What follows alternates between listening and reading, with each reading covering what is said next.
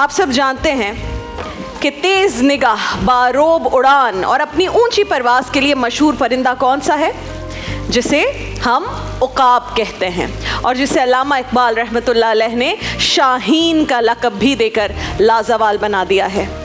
तूफ़ान नूह से पहले नाज़रीन कराम, ये उकाब पहाड़ों पर बसेरा नहीं करते थे, बल्कि ये ज़मीन पर रहते थे। ये छोटी कामत के परिंदे थे जो दरख्तों पर घोंसले बनाते थे, जैसे दूसरे छोटी कामत के परिंदे आपने देखा होगा दरख्तों पर घोंसले बनाते हैं, और मुर्गियों की तरह ये ज़मीन पर चलते थे। उकाबों ने सोचा हमें तो उड़ना भी आता है, अगर तूफ़ान आ भी गया तो ज़्यादा से ज़्यादा क्या होगा, पानी ज़्यादा से ज़्यादा समंदर से बाहर निकलेगा, लोगों की फसलें ज़ेरे आब आ जाएंगी, हम दरख्तों पर चढ़ जाएंगे और जब तूफ़ान टल जाएगा तो हम दोबारा ज़मीन पर उतर आएंगे। दरअसल वो उकाब ख़ुद को बहुत दाना और ताकतवर समझ बैठे थे और इस खुशफहमी में मुब्तला हो गए थे कि पूरी दुनिया सैलाब में डूब सकती है, मगर हम कैसे डूब सकते हैं, हम तो नहीं डूब सकते। बहरहाल हज़रत नूह अलैहिस्सलाम ने उन्हें उनके हाल पर छोड़ा और इस उम्मीद पर कि शायद उकाबों की नस्ल में आगे आने वाले उकाब दानाई का मुजाहरा कर लें, लिहाजा उनकी नस्ल को जारी रखने के लिए चंद अंडे उकाब के कश्ती में रख लिए और सफ़र पर रवाना हो गए। फिर आप सब जानते हैं वो गज़बनाक तूफ़ान आया और उसने तमाम जानदारों को सफ़ाए हस्ती से मिटा दिया, माँ सिवाय उन जानदारों के जिन्होंने हज़रत नूह की कश्ती में पनाह ले ली थी। तूफ़ान नूह के बाद ज़िंदगी का एक नया सफ़र शुरू हुआ। हज़रत नूह अलैहिस्सलाम ने उकाबों की नस्ल को जारी रखने के लिए जो चंद अंडे कश्ती में रख दिए थे, उन अंडों से उकाबों के बच्चे निकले और जब उन्होंने अपने आबाओ अजदाद की बेवकूफ़ी का माजरा सुना तो उन्होंने इबरत पकड़ ली और हमेशा हमेशा के लिए ज़मीन को खैराबाद कह दिया और पहाड़ों को अपना नशेमन बना लिया। वो दिन है और आज का दिन है। उकाब हमेशा बुलंदी पर ही उड़ते हैं, पहाड़ों पर ही रहते हैं। हिकायत यह है कि बरसों पहले किसी सियाने ने उकाबों को समझाया कि तूफ़ान नूह गुजर चुका, सैलाब अब किस्सा पारीना बन चुका, तुम अब दोबारा ज़मीन पर लौट आओ।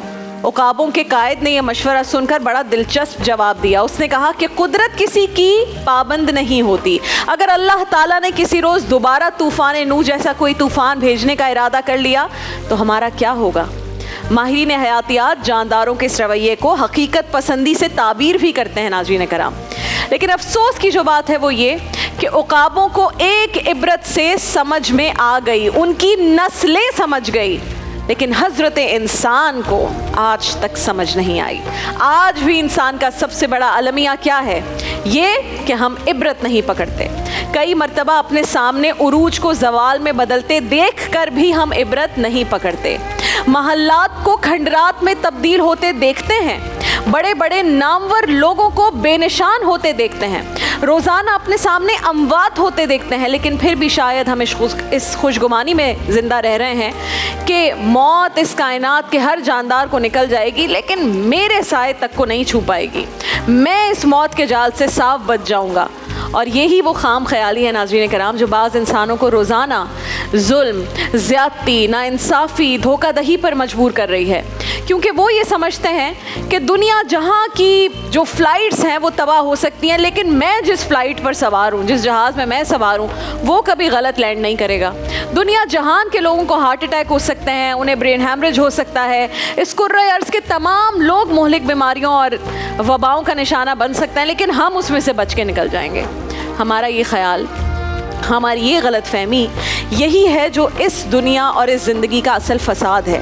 ये गलत फहमी ही हमें अपना किबला दुरुस्त करने नहीं देती। हमें मौजूद से मादूम होने में कितनी देर लगती है नाज़रीन कराम। क्या मुझे अपने अगले लम्हे का पता है? क्या मैं जो इस वक्त अपने जहन में सोच रही हूँ कि अगला जुमला मैंने ये अर्ज़ करना है, क्या मैं वो कर सकूँगी? क्या ये मेरे हाथ में है? महज एक हिचकी, एक झटका, एक हादसा, एक माइक्रो सेकंड, एक मामूली सा हार्ट अटैक और बस सब खत्म। इतना नाजुक और इतना नाकिस है इंसान, ये चलता फिरता इंसान जो रोब में, दबदबे में लोगों को रखता है, एटीट्यूड दिखाता है, जिसे लगता है कि तुम क्या हो, तुम्हारी क्या औकात है, मैं ही सब कुछ हूँ, मेरी गाड़ी देखो, मेरा बंगला देखो, मेरा घर देखो, ये माल दौलत देखो, मेरी नस्लें खाएंगी। और फिर ऐसे थक करके सब खत्म, दुनिया जहान की दौलत लगा देते हैं, दुनिया जहान में लेकर चले जाते हैं उस शख्स को। डॉक्टर्स कहते हैं इलाज मुमकिन नहीं है। इस वसी और अरीज़ कायनात के लिए नागुज़ीर तसव्वुर कर लेता है इंसान खुद को, और ये समझता है कि ज़माना अब हमारे इशारों पर चल रहा है। और जब उरूज और ज़वाल में ढलता है तो फिर ख्याल आता है कि मैं बहुत अहम था, ये मेरा वहम था। और गोश्त पोस्त का ये नाकिस इंसान जब मनो मट्टी तले दब जाता है तो फिर गोया कहानी ही ख़त्म हो जाती है। बस इतनी सी बात है, हम सब याद रखें तो जहन में कभी ये खुशफहमी जन्म नहीं लेगी कि मौत दस्तक देकर नहीं आती, यूं ही किसी रोज़ दबे पांव चली आती है।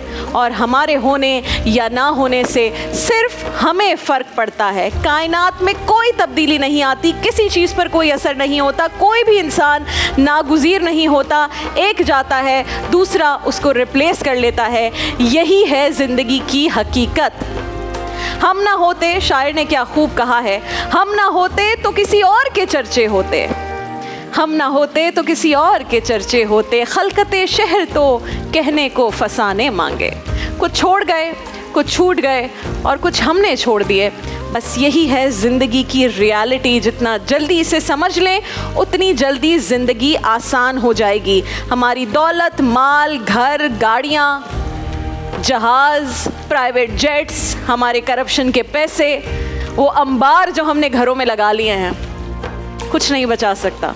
जब मौत आ गई तो वो सब कुछ यहीं रह जाएगा, किसी और के पास चला जाएगा। और बहुत से लोग तो मैंने ऐसे देखे हैं जिन्हें अपने ऊपर बड़ा एक नाज है, फ़ख्र है कि मेरे पास इतना सब कुछ है, नीचे उसके साथ रहने वाले लोग दुआ कर रहे हैं कि कब तू जाएगा और ये सब मेरा हो जाएगा। It's a cycle.